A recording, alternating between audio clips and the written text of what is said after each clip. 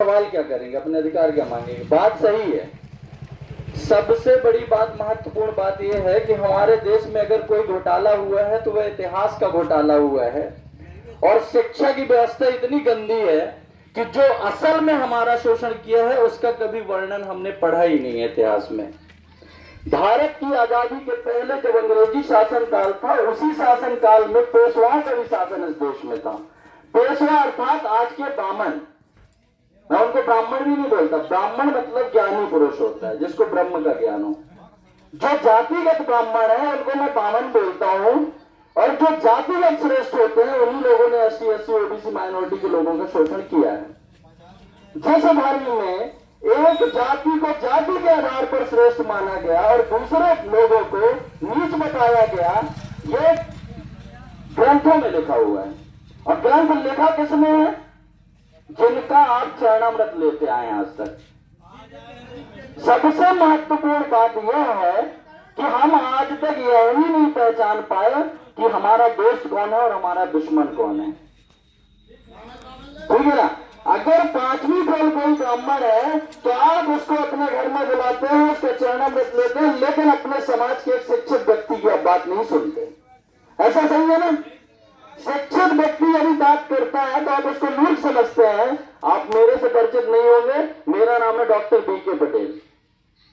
मैं एक बात पे बल देता हूं, माता सावित्रीबाई फुले जब इस देश में पेशवाओं का शासनकाल था, उस शासनकाल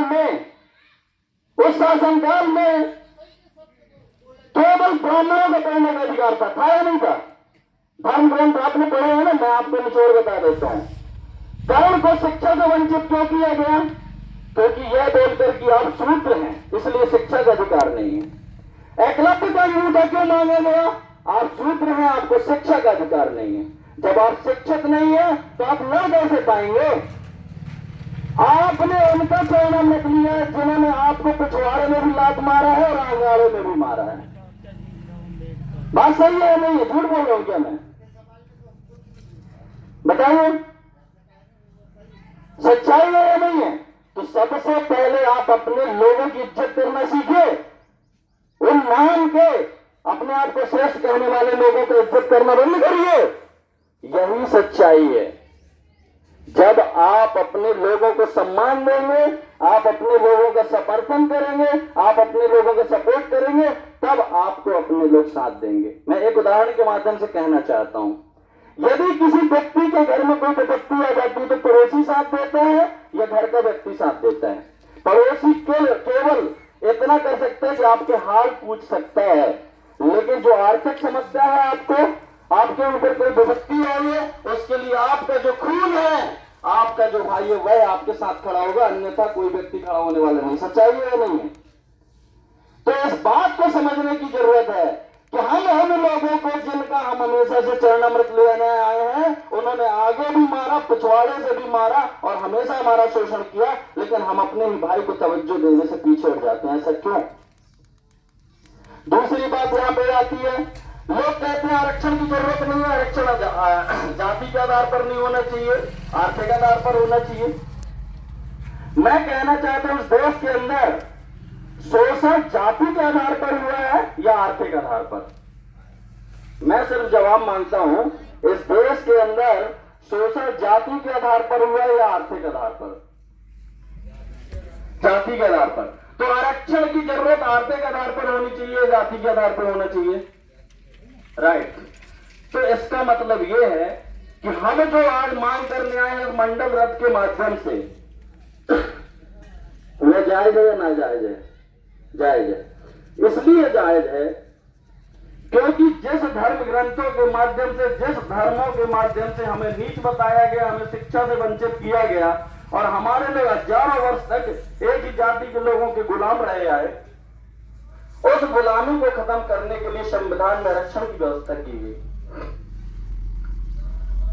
और संविधान में आरक्षण की व्यवस्था इसीलिए की गई ताकि ये दबे कुचले समाज के लोग, शोषित वंचित लोग, किसान कमेरा लोग, ये अपने हक अधिकार को वैसे तो पा नहीं सकते, लेकिन जब उनकी सीट ही आरक्षित हो जाएगी, निर्धारित हो जाएगी, तो बाकी लोगों का कोई अधिकार ही नहीं है उसमें।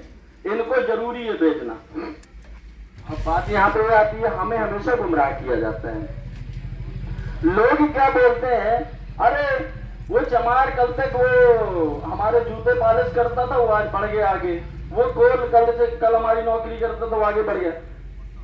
ST के लोगों ने अपने अधिकार के लिए रोड पे उतरे, मर कट गए, तो आज जाकर के उनके अधिकार सुरक्षित हैं।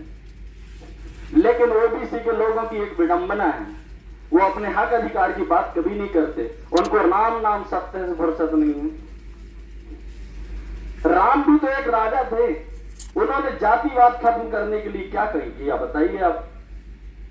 राम भी एक राजा थे, उन्होंने जातिवाद को खत्म करने के लिए, जातिगत शोषण खत्म करने के लिए क्या किया उन्होंने, बताइए आप मुझे।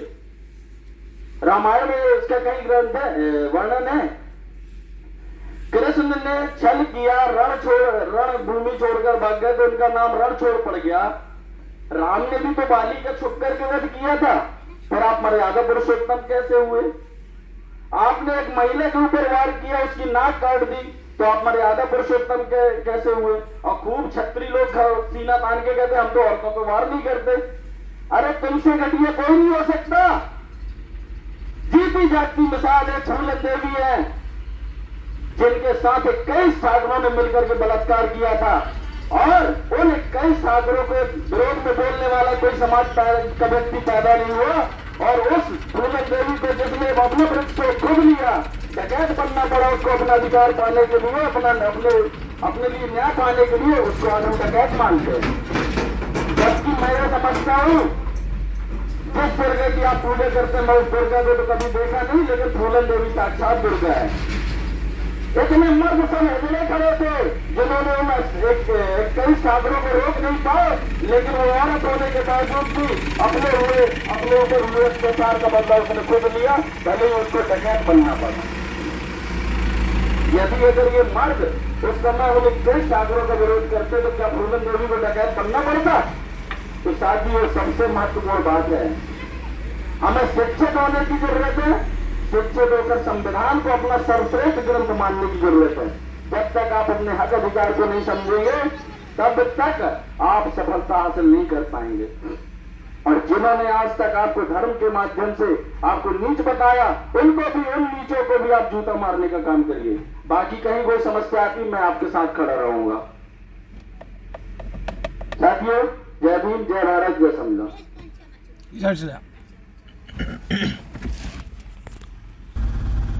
क्रांतिकारी साथियों, यदि आप संवैधानिक अधिकारों, जातिवाद जनगणना, मंडल कमीशन, बहुजन महापुरुषों की वैचारिक समता, समानता और सामाजिक न्याय के आंदोलन को मजबूत बनाना चाहते हैं, तो हमारी आपसे गुजारिश है कि हमारे चैनल को सब्सक्राइब करें व बेल आइकन के बटन को दबाएं। वीडियो को अधिक से अधिक शेयर करें व अपनी यथासंभव शक्ति अनुसार हमें आर्थिक सहयोग करें।